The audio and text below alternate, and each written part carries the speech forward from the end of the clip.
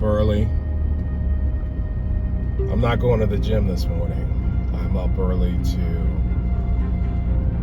run over to Dee Dee's house, my daughter's, to put the grandkids on the bus this morning because she's got to be at work at 6.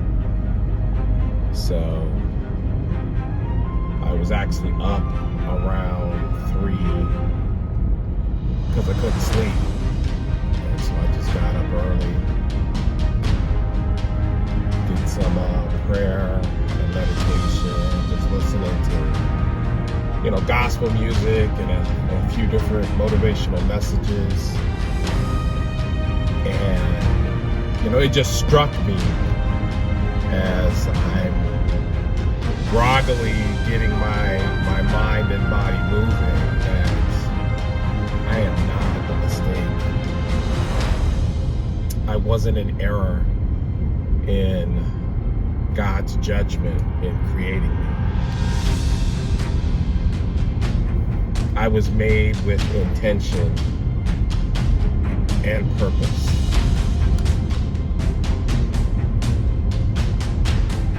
And when I think about that, when I think about the reason behind my being, for my being, all the broken pieces fit together. And it kind of reminds me of driving down this dark road. You can only see so far ahead, even with my high beams on. But that doesn't mean that the road isn't going somewhere. It doesn't mean that there isn't a path towards purpose and destiny, the destination. And too often, I think in our life, we've learned to settle, to become complacent in our procrastination and in our panic. We've sanctified sitting still, when living water is more like a rushing river than a still pond. I mean, when I think of being a force of nature, I think of a rushing, vibrant river that brings life and has life in it. And some of us are sampling something like that, and we've developed a trickling stream or a babbling brook. But for those of us that are really tapping into that core source, you're meant to be a reckoning. You're meant to move and be moved and move things out of. I was thinking about the verse, how faith can move. Because I was at my friend Jay's Bible church last Sunday, and one of the ladies said, "If it was your last moment on earth, what would be, if you had one thing to say, what would it be?" And in my mind, it just came to me that faith moves. And a lot of us will finish that sentence through religiosity and Christian practice doctrine, and we'll say faith moves mountains. And I can dig that. I can dig it. But then when I look at what a mountain is, it's full of dirt. It's been created over time, and it's become sedentary and immovable and rocky and stony. And I think, what else is symbolic of the rock, of the mountain, that has become stagnant, that has become still, that has become rocky and immovable? And that's us. I am the mountain. am the situation, the thing that faith has to move. We so much will project the external when our greatest battle is internal. So when I move mountains, I am moving myself.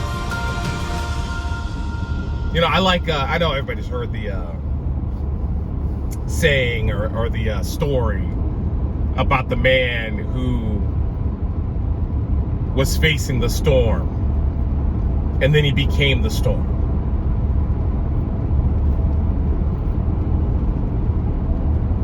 And so when I think about my purpose, my destiny, I know I'm meant to move.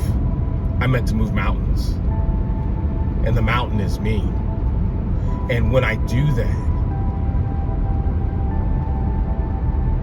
I become a force of nature, a system, an effective system of change, creating change. Because when we think of movement, you can't think of movement without thinking about change. We are designed not to be comfortable, but to be powerful.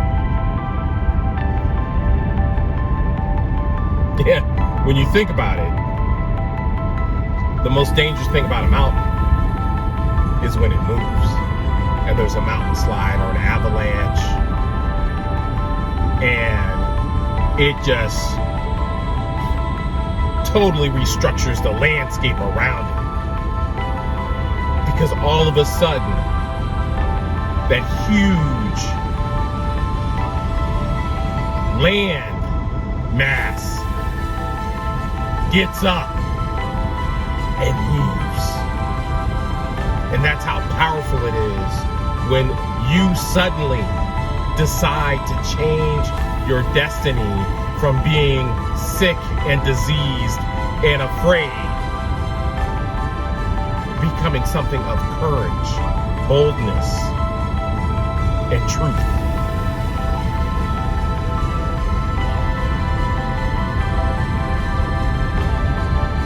And so as I drive down this dark road early in the morning, I'm excited about the influence that I can have on my grandkids this morning. Don't discount the environment you're in, because those little changes are huge ripple effects in the world around you. You don't have to be on Facebook or social media or any of those things to make big differences. You just got to focus on the path that you're on the road that you're on, and keep moving forward. Think about it.